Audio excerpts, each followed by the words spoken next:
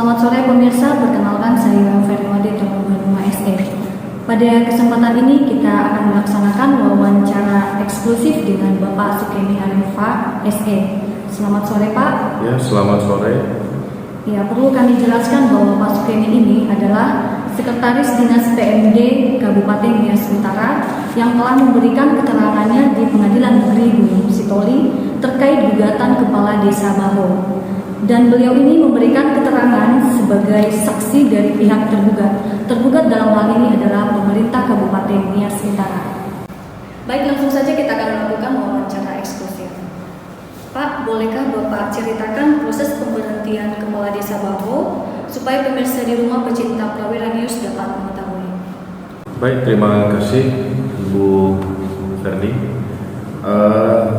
Kami jelaskan bahwa hari ini sudah menghadiri persidangan sebagai saksi bagi tergugat, dan kami jelaskan bahwa proses pemberhentian sementara kepada Kepala Desa Baho Kecamatan Lotu itu sudah kita lakukan sesuai dengan prosedur yang berlaku.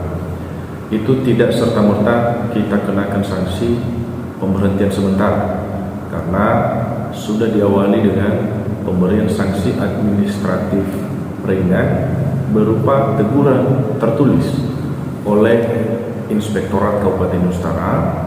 Itu sudah diberikan 3 kali, namun berhubung karena tidak ada etikat baik untuk menindaklanjuti, maka kepadanya diberikan sanksi pemberhentian sementara dari jabatan.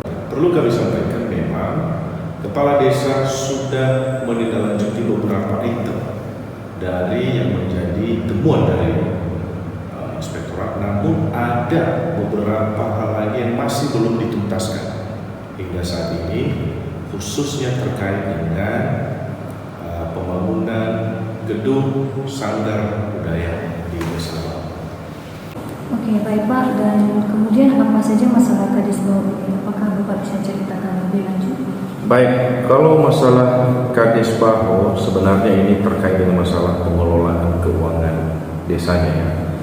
Jadi dalam pengelolaan keuangan desa, setelah diaudit oleh Inspektorat, ternyata muncullah laporan hasil pemeriksaan yang menegaskan terdapat indikasi potensi ya dan kerugian negara dari pengelolaan keuangan. Seterusnya ya, Kepala Desa Baho juga telah melakukan tindakan yang sewenang-wenang terhadap bawahannya, dalam hal ini Sekretaris Desa, itu diberhentikan ya tidak sesuai dengan prosedur dan ketentuan yang berlaku, sehingga oleh Sekdesnya itu kemarin sudah mengajukan gugatan yang mulai dari PT UN, PT TUN, dan sampai ke tingkat kasasi di Mahkamah Agung. Dan hasilnya memang oleh Mahkamah Agung menyatakan bahwa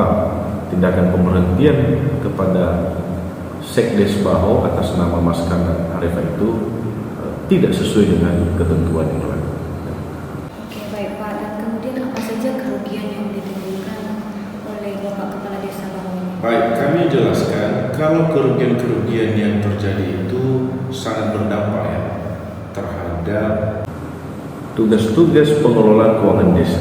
Kami mau sampaikan ya, atas kelalaian dalam mengelola keuangan desa ini, maka kepada Desa Baho ini sudah dilakukan rekonsiliasi sisa dana desa dari tahun 2015 ke 2018. Ternyata di sana ada sisa dana yang belum bisa disetor ke rekening kas negara yang seharusnya itu dikembalikan. Itu di angka berkisar 300 juta lebih ya, 300 juta lebih, sehingga menjadi beban pemotongan di tahun 2021 dan 2022. Jadi sudah jelas ini sangat merugikan ya masyarakat Desa Baho. Oke, baik Pak. Kemudian apakah masalah ini sudah dilimpahkan kepada aparat penegak hukum, dalam hal ini Kejaksaan Negeri Kota Gunung Sitoli? Iya, masalah yang terjadi di Desa Baho ini sudah dilakukan pelimpahan kepada para penegak hukum, dalam hal ini Kejaksaan Negeri Gunung Sitoli, melalui surat Pak Bupati Nias Utara tanggal 26 Juni 2022. Tentunya kita menunggu langkah-langkah dan proses hukum yang akan dilakukan oleh APH, para penegak hukum. Oke Pak, kemudian bagaimana prosesnya? Apakah sudah dilakukan penyelidikan dan penyidikan? Nah, tentu memang sampai saat ini perkembangannya kita belum bisa konfirmasi.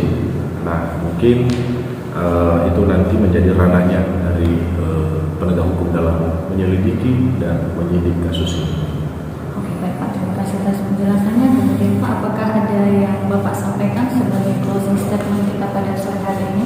Baik, sebagai closing statement kami sampaikan bahwa kepada kita semua dan khususnya pemerintah desa agar betul-betul ya taat aturan dalam pengelolaan keuangan supaya tidak menimbulkan permasalahan di desa yang dapat mengakibatkan kesejahteraan masyarakat ya terhadap sebagai dampak dari adanya dana desa ini menjadi terganggu. Jadi kita berharap bahwa desa betul-betul melaksanakan semuanya sesuai dengan aturan yang ada. Itu saja closing statement dari kami.